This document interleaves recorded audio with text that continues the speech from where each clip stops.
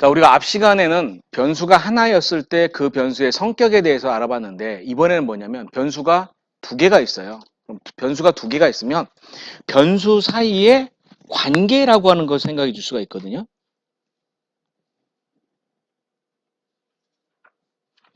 관계는 크게 두 가지가 있어요.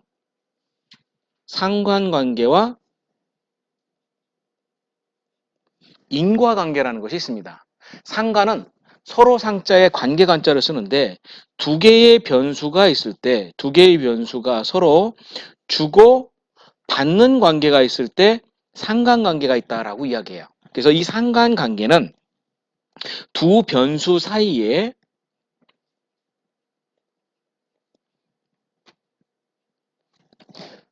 관계의 정도를 나타내는 분석이에요. 이에 비해서 인과 분석은 어떤 하나의 변수가 다른 변수에 영향을 주는 관계가 있을 때 인과관계가 있다라고 이야기하고 인과관계에서 영향을 주는 변수를 X 독립변수라고 이야기하고 영향을 받는 변수를 Y 종속변수라고 이야기합니다.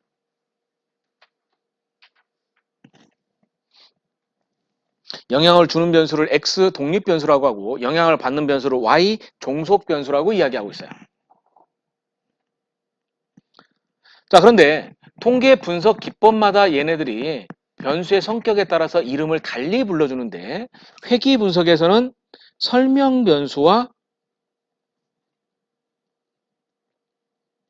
반응 변수라고 이야기해줘요.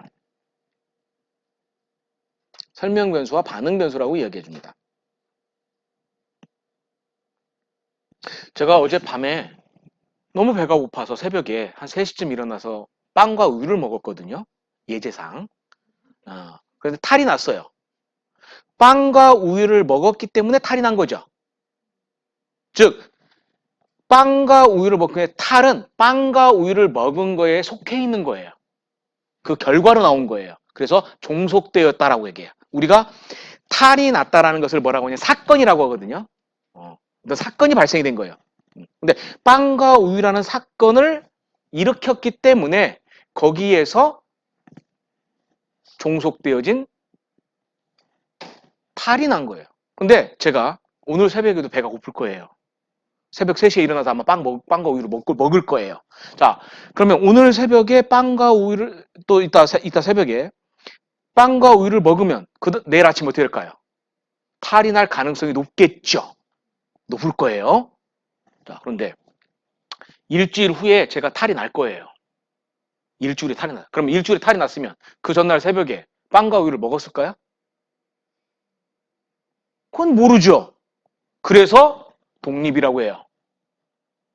종속변수는 독립변수 사건에 종속되어져 있어요. 그러나 종속변수의 사건이 발생되었다라고 해서 독립변수의 사건이 일어나는 거냐? 그건 몰라요. 그게 독립이라고 하는 거예요. 자, 회귀 분석은 빵과 우유를 먹었기 때문에 그거에 반응해서 탈이 났어요. 탈이 난 것은 빵과 우유를 먹은 걸로 설명을 할 수가 있어요. 설명변수라고 하는 거죠. 그리고 또 다른 책에서 어떻게 얘기하냐? 제가 오늘 새벽에 또 빵과 우유를 먹으면 너 탈이 날 거야. 뭐 할 수 있어요? 예측할 수 있죠. 그래서 다른 책에서는 설명변수라는 용어 대신에 예측변수라는 용어도 사용합니다. 설명변수 대신에 예측변수도 사용을 해요. 그 다음 공학에서는 인자와 특성값이다라는 용어도 사용을 해줘요. 특성값을 크리티컬 퀄리티에서 CTQ라고 불러주고 인자는 사회학에서 요인이라고 불러주고 있습니다. 인자는 요인이라고 불러줘요. 그 다음에 공학에서 이제 제조업에서는 투입 변수, 산출 변수라는 용어도 사용을 해요. 그 다음에 경로 분석하고 구조 방정식에서는 외생 변수, 내생 변수라는 표현도 사용해요. 엑소지니어스, 엔도지니어스라는 표현도 사용을 합니다. 그리고 시간 관계상 독립 변수와 종속 변수는 선 후의 관계가 있어요. 빵과 우유를 먹고 일정 시간이 지난 다음에 아침에 탈이 난 거예요. 선후의 관계가 있어요. 그리고 이 얘기는 또 뭐의 관계가 있다? 원인과 결과의 관계가 있다라고도 이야기할 수 있어요. 그래서 일부 사회학에서는 선행변수, 후행변수, 원인변수, 결과변수라는 표현도 사용을 해요. 하지만 통계학에서 가장 많이 사용하는 표현은 뭐냐? 요거예요. 독립변수, 종속변수라는 표현을 가장 많이 사용을 합니다. 그리고 말을 할 때는 독립변수라고 하고 쓸 때는 X라고 써요. 종속변수라고 쓸 때는 Y라고 써요. 그리고 영어로 종속변수가 dependent variable이거든요. dependent variable에서 이렇게 써요. 독립변수는 independent variable예요. 어떻게 쓸까요? ive라고 쓰는 거죠. 제가 20여 년 전에 스트레스에 관련된 양적 연구 논문을 보는데 논문에 자꾸 IV, DB가 나오는 거예요. 근데 논문을 보는데 이해가 안 되는 거예요. 왜 스트레스 논문인데 4하고 505라고 하는 숫자가 계속 나오는지 이해가 안 되는 거예요. 기호학도 아니고. 그리스 로마자로 4죠? D가 그리스 로마자로 500이에요. 그럼 뭘까요? 505겠죠? 통계학자니까 이렇게 그렇게 읽어준 거죠. 나중에 알고 보니까 independent variable IV, dependent variable DB 쓰더라고요. 그래서 저는 앞으로 오늘 3일 동안 어떻게 할 거냐? 말을 할 때는 독립변수, 종속변수라고 할 겁니다. 쓸 때는 X하고 Y로 쓸 거예요. 그래서 독립변수, 종속변수, X, Y. 이건 저하고 약속이니까 이제 그렇게 이해해 주셔야 됩니다. 이에 비해서 이에 비해 상관관계는 불러주는 이름이 없어요. 그냥 변수예요.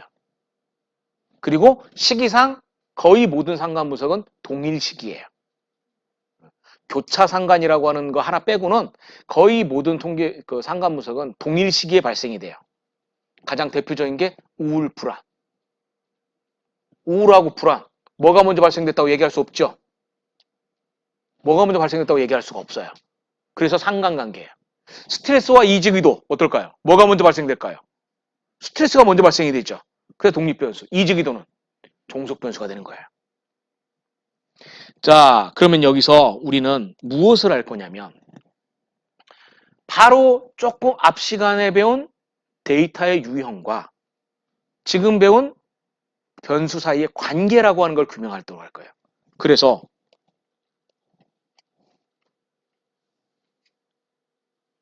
몇 가지 조사를 해보겠습니다. 가장 기본적인 조사를 해보죠. 성별. 선생님 성별이 어떻게 되시죠? 여자. 학력. 재학 중, 중퇴 이런 거 하지 말고 졸업만 하겠습니다. 학력. 뭐 하시겠습니까? 대졸. 초졸 1, 중졸 2, 고졸 3, 대졸 4. 그 다음에 연령. 27, 38 이렇게 하겠습니다. 연령 27? 27 하세요. 예, 27 제가 해드릴게요. 예. 연봉. 행복하게 해드리겠습니다. 얼마 받으시겠습니까? 10억. 10억 받으세요. 너무 심했나? 1억, 1억. 예, 1억만 드릴게요. 1억. 1억 좋습니다. 1억 하겠어요. 예, 예. 선생님, 성별? 남자. 학력? 지금 제가 변수하고 있어요. 변수하고 있는데 대졸 나오면 변수예요, 상수예요? 상수죠. 본인이 학력이 중요하지 않습니다. 자, 학력 뭐 하시겠어요? 예, 고졸. 연령 28. 연봉 얼마 받으시겠어요? 이렇게 되면 어떤 사태가 일어나느냐면 학력이 낮을수록 연봉이 높아지는 사태가 발생이 돼요. 그죠? 예. 3억? 예, 3억 드릴게요. 이런 용어를 우리가 전문적으로 뭐라고 하느냐? 이상한 값이죠. 이상값이라고 합니다. 이상값이라고 합니다. 통계 분석에서 이상값은 굉장히 중요한 이슈예요. 특히 데이터의 수가 적을수록 이 이상값 때문에 결과가 달라질 수 있어요. 따라서 연속형 변수를 측정했을 때 가장 먼저 해야 되는 작업 중에 하나는 뭐냐면 데이터에 이상값이 있는지 없는지 확인하는 작업을 가장 먼저 해야 돼요. 이상값이 있으면 통계 분석하면 안 됩니다. 평균 구하면 안 돼요. 이상값이 있으면 평균 구하면 안 돼요. 근데 그게 이상값이 아니라 설문을 해서 실제로 이상값은 두 가지가 있어요. 진짜 이상한 값. 진짜 연봉이 30억 받을 수 있죠. 그죠? 진짜 이상한 값. 30억 받은. 그럼 값이에요. 그런데 우리 일반인들 사이에서 연봉이 30억인 사람 좀 이상하죠? CEO가 아닌 이상. 그래서 이런 것은 뭐냐? 값이 잘못됐다라는 것이 아니라 잘못된 값을 얘기한 게 아니에요. 잘못된 값은 뭐냐? 정상적인 값으로 수정해주면 돼요. 가장 대표적인 것이 아까 잠깐 얘기했듯이 설문지 같은 거 입력할 때 리커드 촉도 22, 33 나와요. 잘못 입력된 값이에요. 이런 거는 설문지 찾아서 정상적인 값 2, 3으로 바꿔주면 돼요. 연봉 조사해봤더니 진짜 원래 조사해봤는데 30억 나올 수 있어요. 잘못된 값 아니지. 정상적인 값이죠. 그런데 이 30억이 들어가면 문제가 발생이 돼요. 어떤 문제가 발생이 되느냐? 제가 18대 국회의원 때 정당별 국회의원의 평균 재산을 계산한 적이 있어요. 그 당시에 민주당, 한나라당. 그 당시에 민주당, 한나라당이 아마 170명, 150명? 170, 그 정도 됐던 것 같아요. 150명. 자, 그럼 국회의원들은 출마를 하면 자기 재산을 신고하잖아요. 그 신고한 금액 기준으로 한나라당 국회의원의 평균 재산 얼마쯤 될까요? 대충 얼마쯤 예상 찍어보세요. 10억? 민주당은 얼마나 될까요? 10억? 같네요. 비슷할 것 같아요? 한나라당 얼마 정도 될까요? 비슷할 것 같아요? 특이하네. 어떻게 될 것 같습니까? 예, 한나라당 얼마 정도 될까요? 그럼 50억. 민주당은 30억. 보통의 분들은 한나라당을 또 많이 얘기하는데요. 놀라지 마세요. 한나라당 국회의원 평균 재산 얼마냐? 300억. 한나라당 국회의원의 평균 재산 300억. 예, 평균 재산이 300억. 민주당 평균 재산이 얼마냐? 17억. 민주당 국회의원들의 평균 재산 17억. 한나라당 국회의원 평균 재산 300억. 그러니까 민주당에서 한나라당을 공격할 때 뭐라고 얘기하냐면 너네는 너네가 돈이 그렇게 많으니까 부자 증세 반대하는 거 아니냐. 부자 증세의 가장 대표적인 게 뭐냐? 양도소득세, 종합소득세, 종소세. 예. 그 다음에 금융소득. 금융소득 있죠? 이런 것들을 부자 증세라고 해요. 이 사람들이 얘기할 때. 그러면 한나라당 어떻게 할까요? 그렇게 얘기하면 안 되잖아요. 아니야. 아니다라고 얘기해요. 우리는 안 그렇다. 우리는 그렇게 아니야. 왜? 한나라당에 불세출의 의원이 한 분 계세요. 국회의원이 300명인데요. 한 분이 정모시기 의원이 있어요. 이분 재산이 얼마냐? 3조. 3조. 자, 2등이 누구냐? 자, 1위가 정몽준 의원 3조. 2위가 누구냐? 김세현 의원이에요. 한나라당에. 800억. 800억. 3위가 누구냐? 황 무슨 의원이에요. 이분이 300억. 한나라당 국회의원이 150명인데 평균이 300억이에요. 1등이 3조, 2등이 800억, 3등이 300억. 평균이 300억인데. 이상해졌죠. 이런 값을 우리가 뭐라고 하냐? 이상값. 옛날에 같이 넣어서 분석했어요. 평균 구했어요. 근데 요즘 어떻게 하냐? 가로 열고 빼요. 정몽준, 김세연, 황 무슨 의원 제외. 이분들은 다 CEO 출신들이에요. CEO 출신이니까 그 정도 재산이 나올 수 있죠. 이런 값을 우리가 뭐라고 하냐? 이상값. 세 분을 빼면 연봉의 평균 재산이 얼마냐? 30억. 30억. 그러니까 이상값이 들어가면서 평균이 어떻게 돼요? 왜곡이 돼요. 평균은 어떻게 되냐? 이상값 쪽으로 치우치게 돼 있어요. 그래서 연속형 데이터에서 가장 주의할 사항 중에 하나가 뭐냐면 이상값의 여부를 판정하는 게 가장 중요해요. 이상값이 있으면 의미가 없어요. 혹시 경제 전공하신 분들 같은 경우는 뭐냐면 근로자들의 연소득을 계산하거든요. 연소득, 연봉 하는데 연봉은 절대 평균 구하는 거 아닙니다. 아까 제가 또 한 가지 뭘 얘기냐면 평균을 쓰려면 전제 조건이 뭐가 있어야 된다? 정규분포라는 조건이 있었다고 했어요. 정규분포라는 조건이 있어요. 정규분포는 이런 모양을 띠고 있거든요. 요게 이게 연봉이면 가운데가 가장 높은 곳이 평균이에요. 그리고 좌우 대칭이에요. 이런 성격을 가지고 있어요. 그런데 실제 연봉 데이터를 살펴보면 연봉이나 연소득 데이터를 살펴보면 데이터가 어떤 식으로 되냐면 이렇게 돼 있어요. 정균포가 아니에요. 한쪽으로 치우쳐져 있어요. 그러면 무슨 문제가 생기느냐? 그럼 여기 데이터에서 평균은 어딜까요? 1번, 2번. 어디를 평균으로 보는 것이 타당할까요?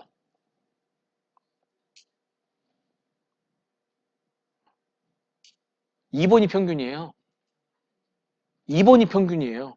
그러면 이렇게 한쪽으로 치우쳐져 있는 데이터일 때 이걸 외도가 크다라고 얘기해요. 외도가 크다. 외도는 치우쳐질 외자를 써요. 외도가 0이면 좌우 대칭이에요. 정규 분포처럼 돼요. 외도가 플러스면 왼쪽으로 치우쳐지고 외도가 마이너스면 오른쪽으로 치우쳐져요. 근데 우리나라하고 미국하고 표현이 달라요. 아래 그래프에서 우리는 0쪽으로 치우쳐져 있다고 하잖아요. 왼쪽으로 치우쳐졌다고 하잖아요. 근데 미국은 기준이 어디냐면 여기가 기준이에요. 그래서 미국은 라이트 스큐라고 해요. 이게 치우쳐졌다는 얘기거든요. 스큐. 근데 라이트 스큐라고 해요. 오른쪽으로 치우쳤다라고 해요. 우리나라는 왼쪽으로 치우쳤다고 하잖아요. 그래서 이러면 외도가 얼마 나오냐면 0보다 커요. 0보다 커요. 외도가. 하여튼 넘어가고. 그럼 여기에 해당되는 1번에 해당되는 이 부분이 뭐냐? 중위수예요. 중앙값이라고 합니다. 그래서 소득은 평균 소득을 안 구합니다. 그럼 주로 뭐를 구하느냐? 중위소득을 구해요. 들어본 건데 중위소득? 재난지원금 얘기하면서 중위소득 가지고 막 얘기해줘. 바로 그 중위소득인 거예요. 왜 중위소득을 썼느냐? 이 이유 때문에 중위소득을 쓰는 거예요. 만약에 평균소득을 썼으면 어떻게 될까요? 훨씬 더 높아지는 거예요. 자, 어쨌든 이렇게 해서 넘어가겠습니다. 자, 그 다음 데이터를 마저 조사하죠. 네. 선생님, 성별이 여자, 학력 어떻게 하시겠습니까? 네, 중졸, 35 하고요. 연봉은 5억이요. 예, 진짜로 이제 학력이 높을수록 연봉이 높아지는 사태가 발생이 됐어요. 학력이 낮을수록 연봉이 높아지는 사태가 발생이 됐어요. 자, 일단 이렇게 조사했어요. 자, 우리가 실제 데이터를 살펴보면 실제 데이터는 이거보다 더 많은 변수들이 있을 거예요. 그죠? 이쪽 더 많은 변수들이 있을 거예요. 근데 요 4개만 있다고 생각을 하죠.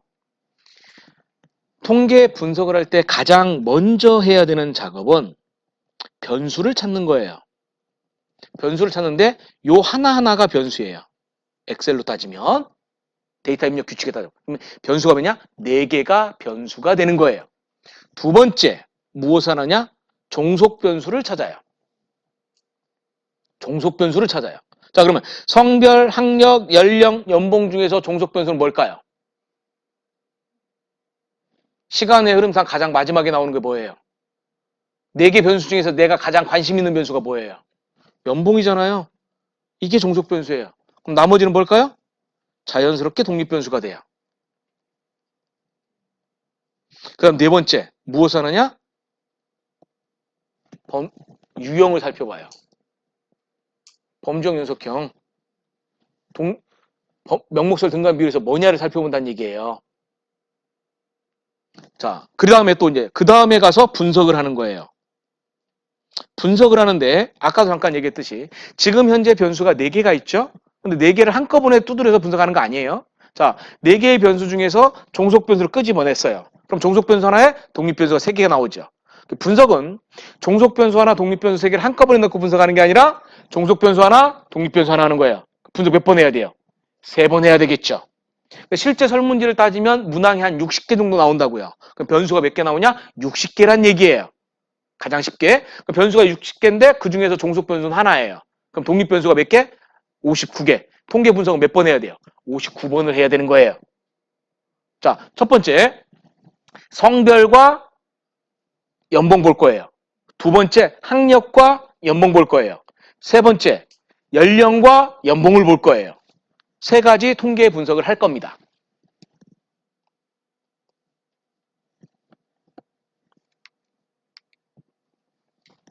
example 1.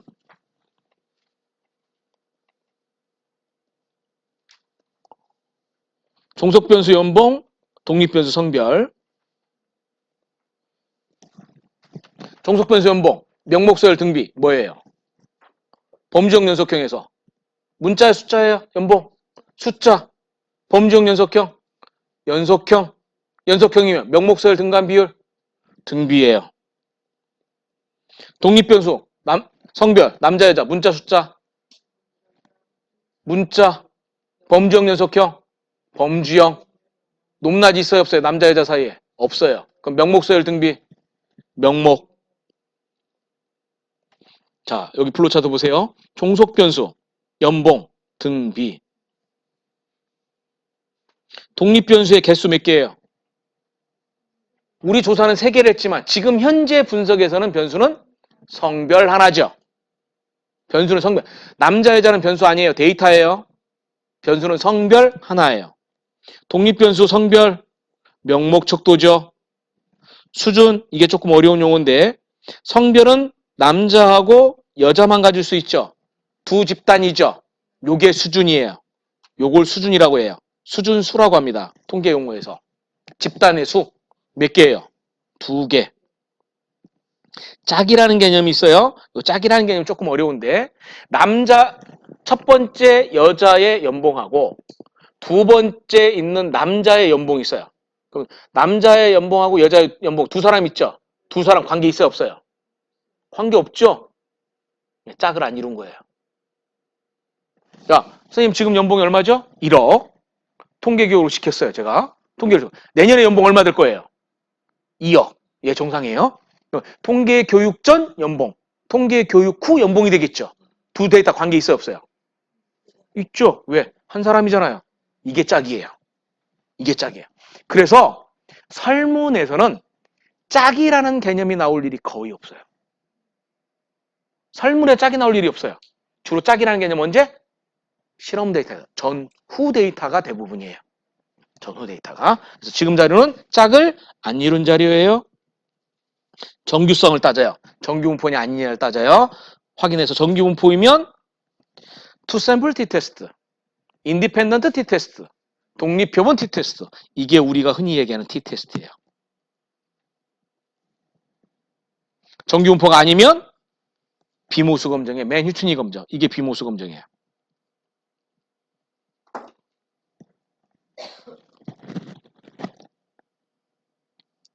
자, example 2번.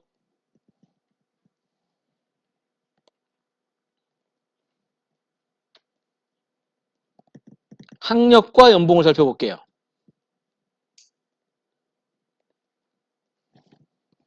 학력과 연봉을 살펴볼게요. 종속변수 연봉, 명목서열 등비, 등비, 학력, 문자 숫자, 문자, 높낮이, 그럼 범주형 연속형, 범주형, 높낮이 있어요, 없어요? 있어요.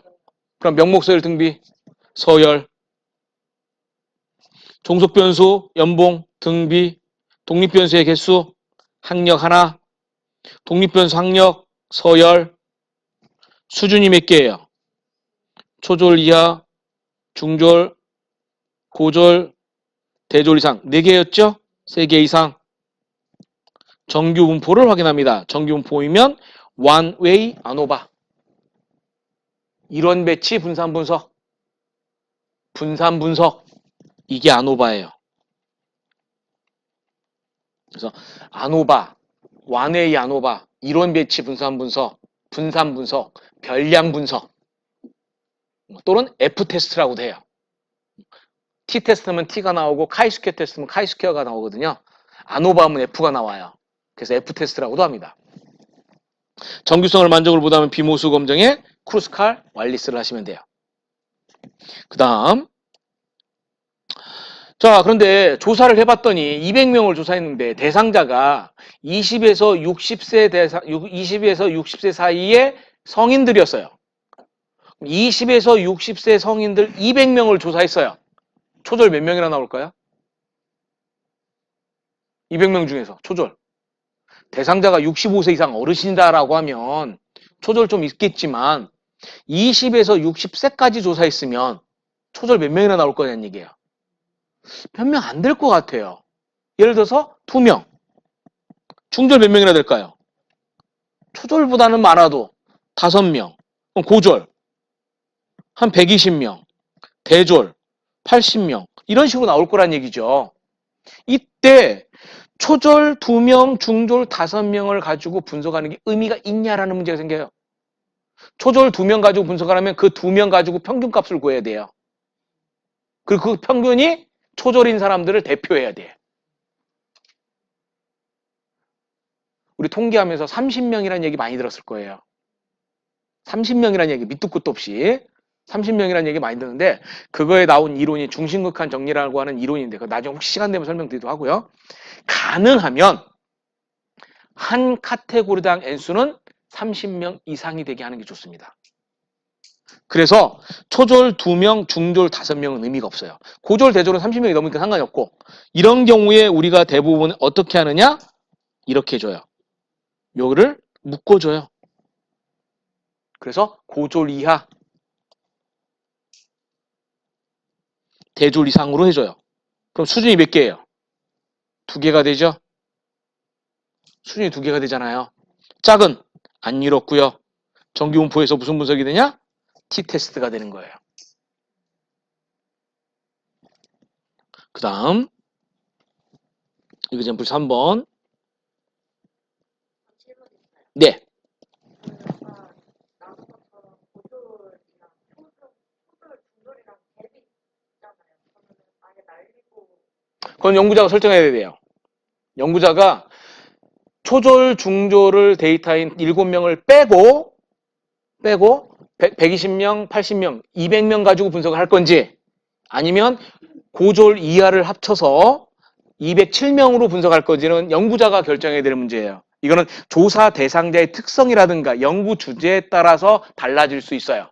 근데 만약에 학력이라는 변수가 내 연구에서 굉장히 중요한 변수라고 하면 빼는 게 맞아요.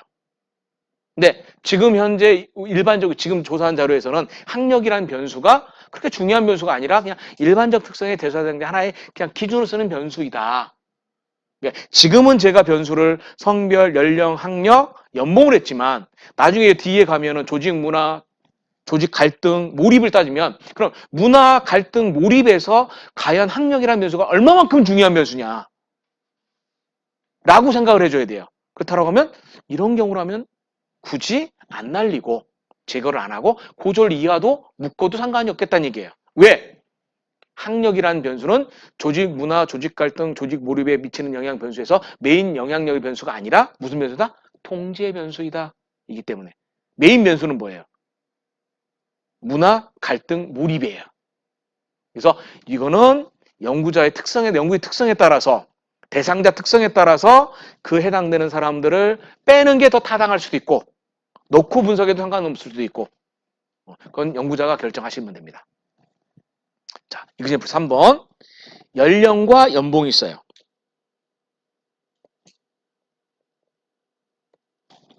연령과 연봉이 있어요. 연봉, 명목소열 등비. 예, 아까부터 등비였습니다.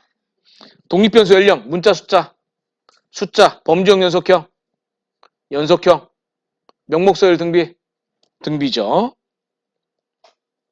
종속변수, 연봉, 등비, 독립변수의 개수, 하나, 독립변수 연령, 등비, 무슨 분석? 회귀 분석이라고 되어 있죠? 정확하게는 단순 회귀 분석입니다.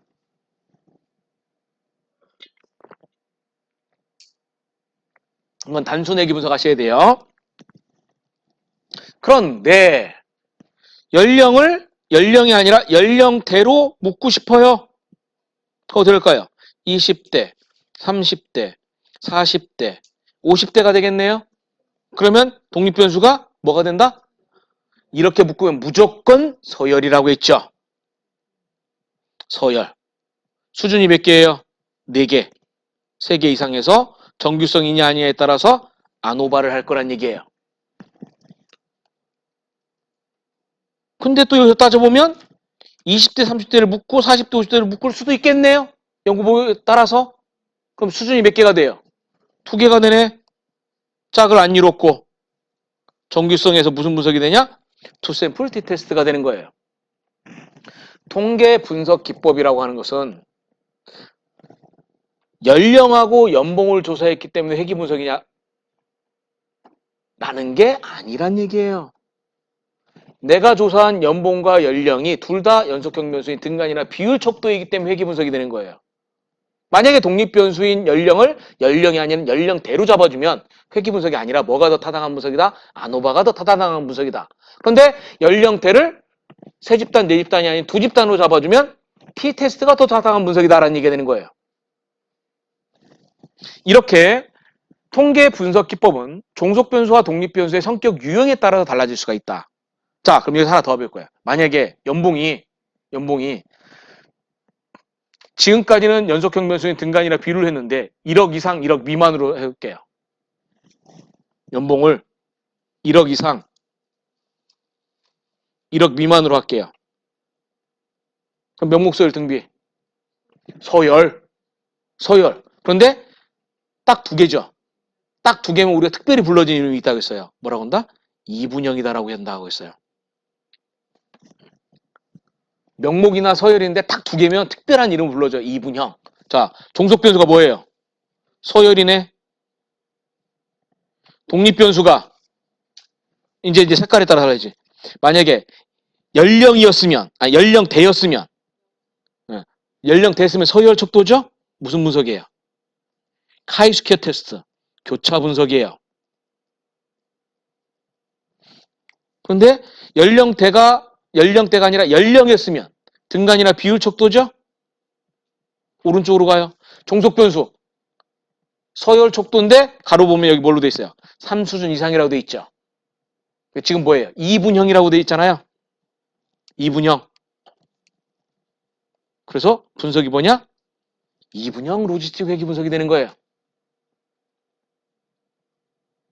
자, 그러면 연령하고 연봉을 조사했는데 어떤 분석을 해야 되나요? 하면 질문이 잘못된 거예요. 선생님, 제가 연령하고 연봉을 조사했어요. 어떤 분석을 해야 될까요? 질문이 잘못된 거예요. 왜? 연령하고 연봉의 데이터의 성격이 뭐냐, 유형이 뭐냐를 알아야 되는 거예요. 범주형, 연속형 기본적으로. 명목설 등간 비율에서 뭔지를 알아야 정확한 통계 분석 기법이 나오는 거죠. 그래서 제가 아까 잠깐 얘기했듯이 내가 자문을 한다든가 통계 분석을 할 때 제일 먼저 뭐냐, 데이터 한번 줘보세요 하고 데이터를 보면서 얘기하려고 하는 이유가 그 선생님이 가지고 있는 데이터의 성격에 따라 유형에 따라서 분석 기법이 달라진다는 얘기예요. 그 얘기는 무슨 얘기냐? 설문조사를 하게 되면 또는 차트 리뷰를 한다든가 실험을 하게 되면 이미 조사하기 전에 얘는 범주형 변수야 연속형 변수야 결정 나 있죠. 그리고 조사하기도 전에 이건 종속 변수야 독립 변수야 이미 결정 났죠. 그럼 통계 분석은 어떻게 돼요? 조사하기도 전에 종속 변수 독립 변수 결정 났고 종속 변수 하나 독립 변수 하나 매칭시킨 다음에 얘의 변수의 유형 데이터 유형을 살펴보면 무슨 분석이라는 게 다 나오죠. 따라서 통계 분석은 언제 결정 나는 단계다? 설문지 만드는 단계. 설문지를 만들 때부터 통계 분석을 고려한 설문지를 만들어야 되는 거예요. 자, 그러면 이렇게 이그젬플 1, 2, 3을 해서 통계 분석을 한 결과 해봤더니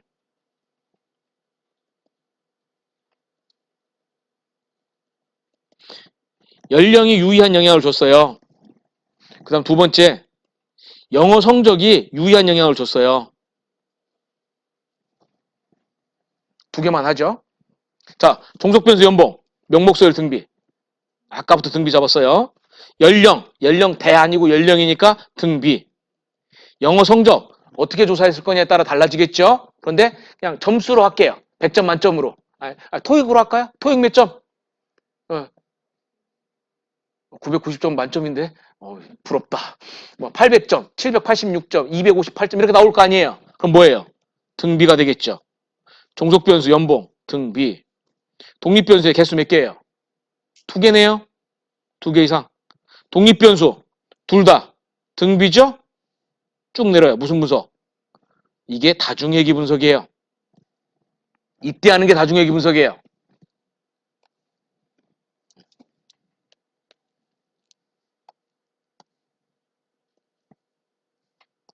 자, 여기에 성별을 추가돼요. 성별까지 유의한 영향 줬대요. 다시 살펴봐요.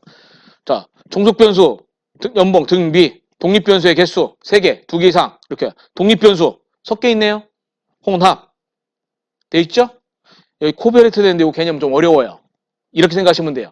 예스, 왼쪽은 실험, 오른쪽 노라고 돼 있는 것은 서베이라고 생각하세요. 오른쪽은 서베이라고 생각하시면 되고 왼쪽은 실험 연구라고 생각하시면 돼요.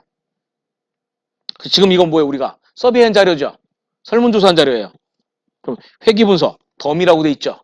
이게 뭐냐? 더미 회귀 분석이에요. 이게 더미 회귀 분석이에요. 근데 더미 회귀 분석은 더미 변수를 이용한 분석이에요. 근데 성별이 통제 변수잖아요. 성별이 통제 분석이죠. 통제 변수죠. 그러니까 이거는 더미 회귀 분석이기도 하지만 통제 회귀 분석이기도 해요.